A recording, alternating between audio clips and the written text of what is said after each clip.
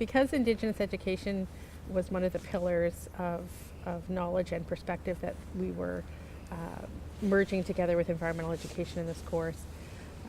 it's important for me, for students to realize that Indigenous education is not just about what we teach, it's also about how we teach. And so we wanted to get the students thinking about what are those ways of teaching from an Indigenous perspective. So we explored things like how to build relationships with Indigenous students, specific pedagogies such as storytelling, particular assessment methods that we know speak more to Indigenous students and are therefore more effective.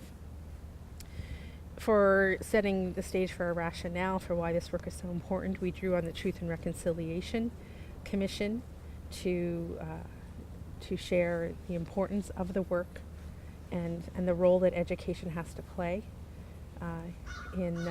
building better relationships in Canada between its First Peoples and settler societies. One of the activities that we engaged the students in is what we called a bodyography, which was just a tracing of one of the students' bodies and capturing everything they knew about the needs of Indigenous students within it, and then exploring various questions around the outside, such as what did you learn about Indigenous people in your own schooling? What do you know now that's different? How can you meet the needs of Indigenous students as a teacher? Although two of us don't have specific specializations in Indigenous education, we wanted to show our students that we were ready and open to fully embrace those ideas in order to model good practice and to show that